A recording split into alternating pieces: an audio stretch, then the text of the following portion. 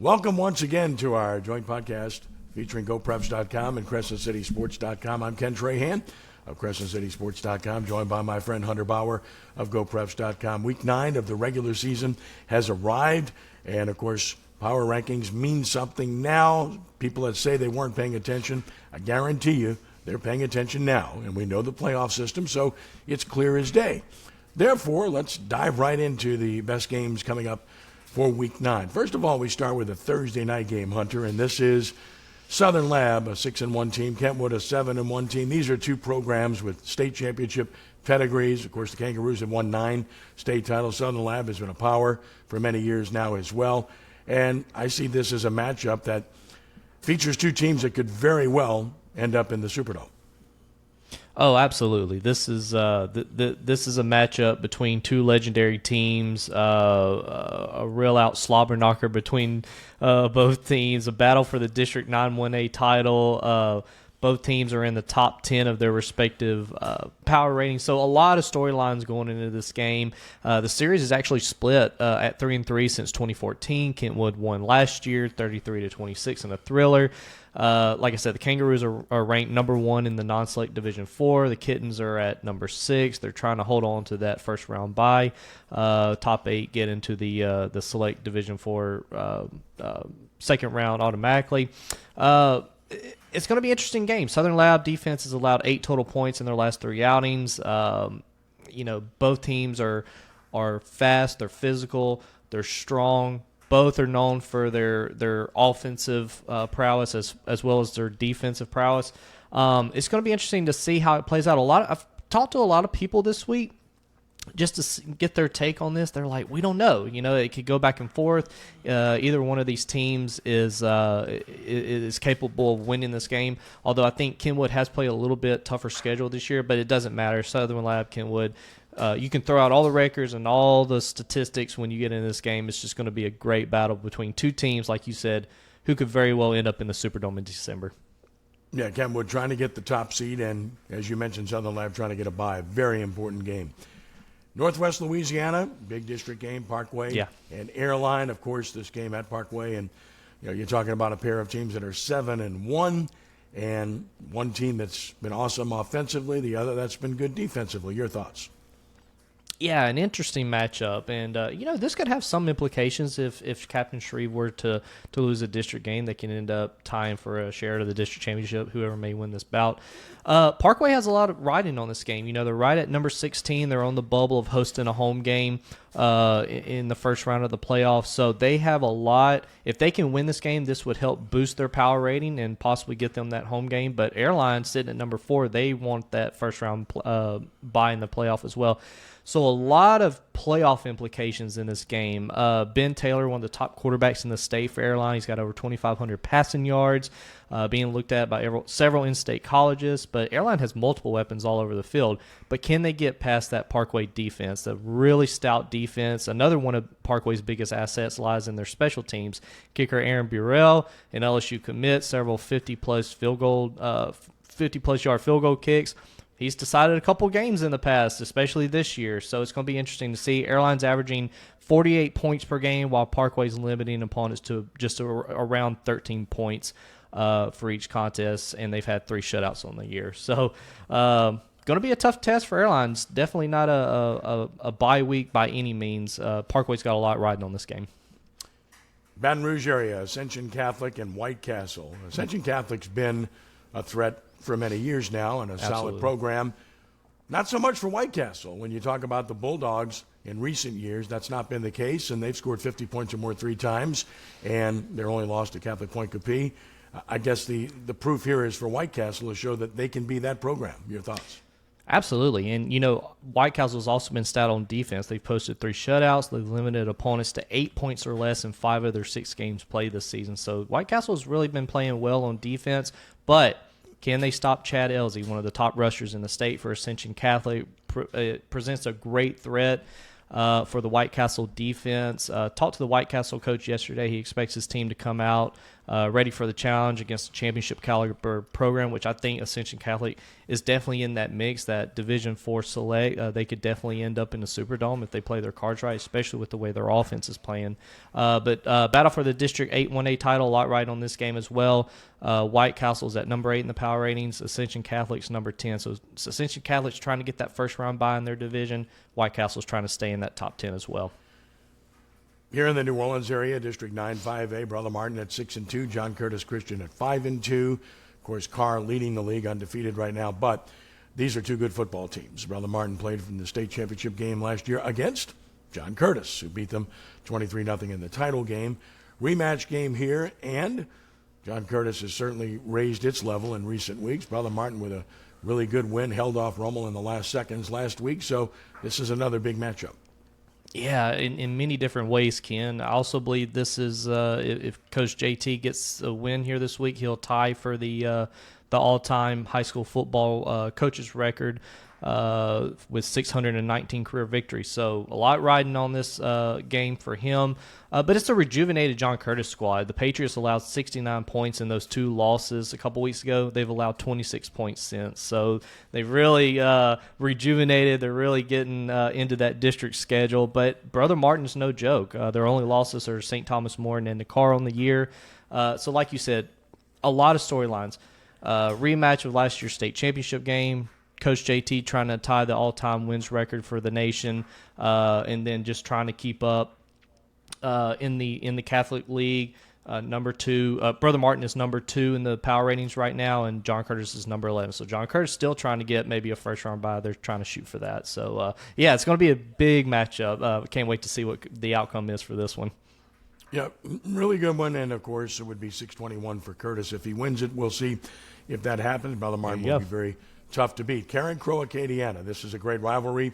You know, some people in Karen Crow's district have gone to Acadiana, and of course, they're neighbors, they're rivals. Karen Crow is undefeated. Acadiana has lost twice, but got their ship righted last week.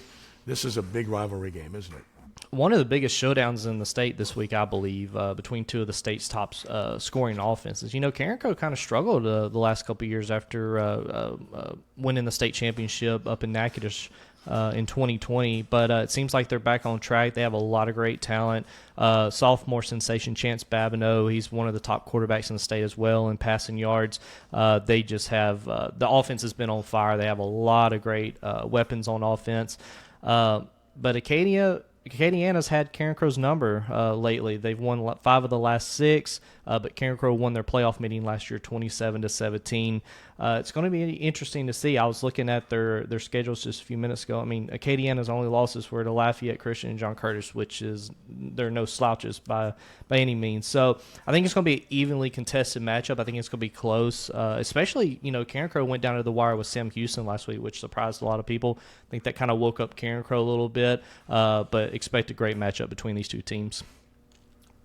Moving down to 7-5A, East St. John at 7-1 at Destrehan, defending state champ at 8-0. East St. John got beat by Terrebonne last week, who's a pretty good football team. Destrehan handled Terrebonne, but I think East St. John got caught looking ahead a little bit. I really do. They're very talented. This is a good football team, but Destrehan is elite. It's exceptional. They play tremendous defense. Yeah. They can run and throw the ball offensively. They're a complete team. Absolutely. And, you know, I kind of alluded to that last week, Ken, about East St. John maybe looking forward, looking ahead. They got tagged by Terrebonne. Will Destrehan kind of be looking ahead, trying to get past this game into the playoffs? You know, East St. John lost last week. Could they kind of be, you know, you never know. So Destrehan's going to have to be on their toes. They're bringing the longest win streak in the state into this game, 22 straight victories dating back to, well, before last year.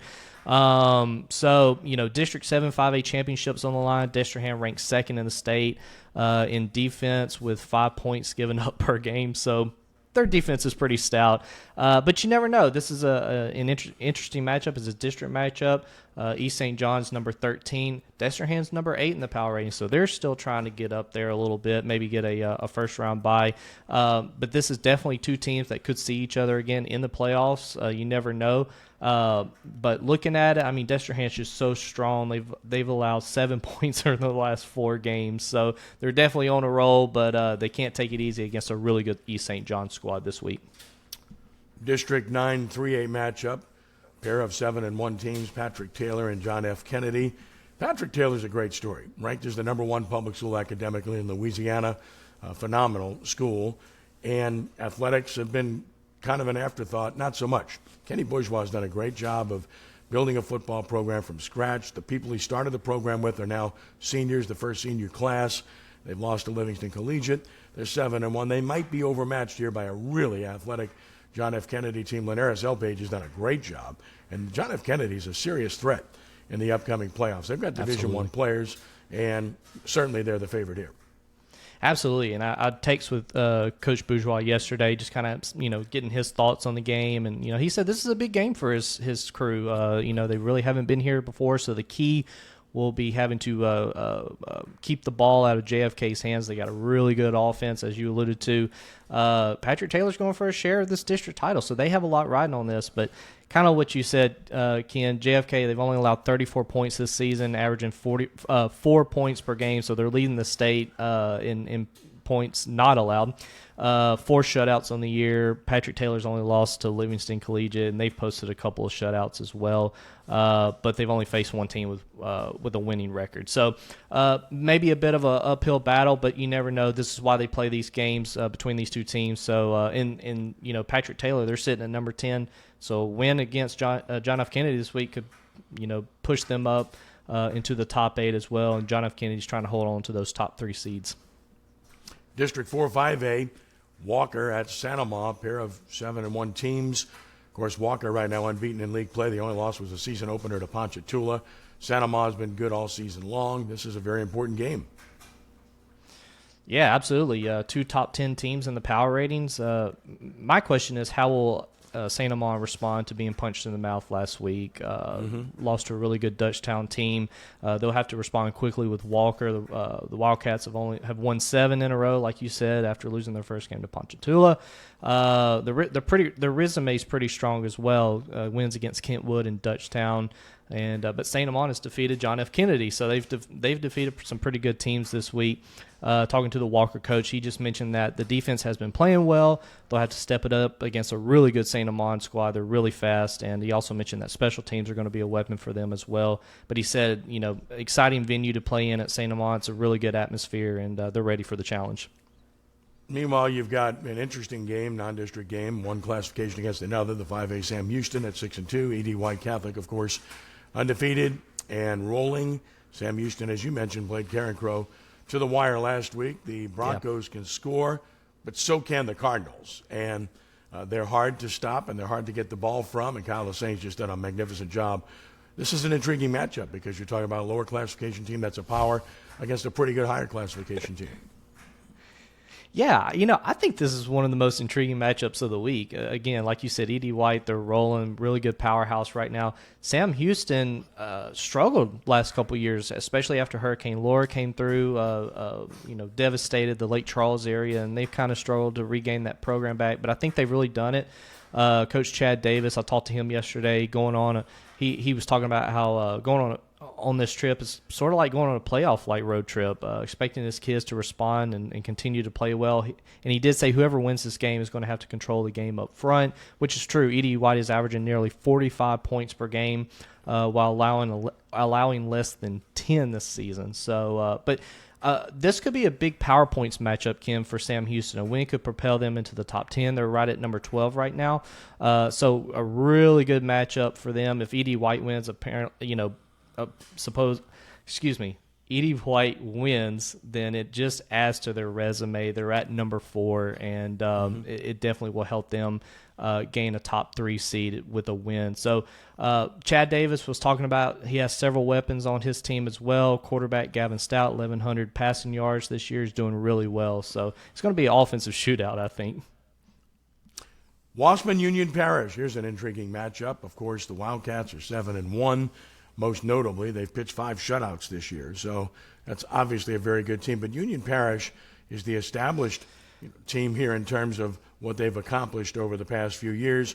And their record is a bit of a lie with the 3 losses they had because they played a very difficult schedule. That's what makes this such an intriguing matchup. And the game is at Wassman. Absolutely, and I talked about the Southern Lab Kentwood game being a slobber knocker. I think this is going to be a true slobber knocker between 2 football teams that could make serious runs in the playoffs. Wassman's on the cusp of a possible first round bye, but they must win out in order to do so. They have Union, and then next week they have the gift of Sterlington. So they got to be able to make it through these last 2 games to get a really good seed. But the Wildcats defense, they've played really well. We've talked about this in other episodes. They've shut out their last 3 opponents. They've allowed 49 points on the year. So their defense is playing really stout. They held Calvary Baptist at 21 points, which I think that's their lowest of the season. But they're going to have to stop Union Parish running back Jamarian Island, 1,500 rushing yards on the year, 16 touchdowns. So they got a really good ground game. Talking to Terrence Cahey, he said that they'll have to be able to limit the big plays, which Union Parish is able to do, and they'll have to be able to protect the football. And I think that's the key. They're going to have to protect the football in this matchup. Wassman looking for their first win in this series in 2016. Can they get it? It's going to be at home. Really big matchup for them this week. Check out all the district standings at GeauxPreps.com. Of course, the power rankings updated weekly at GeauxPreps.com, and this week it means a lot since we're heading into Week 10 after this weekend's games. Make sure you do that, of course, at CrescentCitySports.com. You can check out all of our stories on a day-to-day basis, our scoreboard on Friday night, and then, of course, the original Friday night. Now, Hunter's getting a pass this week. He's getting a bye, so to speak. As we like to say in the industry, he's on assignment this Friday night, so won't hear him there this week, but he will return. Did I get that right? Absolutely. Have to go chaperone the 3-year-old as she is a flower girl on a wedding. So we got to go watch her this week. It's her week. You bet. Priorities. Thank you. Right. Outstanding. Of course, the original Friday night, 6 p.m. to midnight, 106.1 FM in the New Orleans market, Nash FM 106.1.com worldwide, and of course on 4 other stations around the state.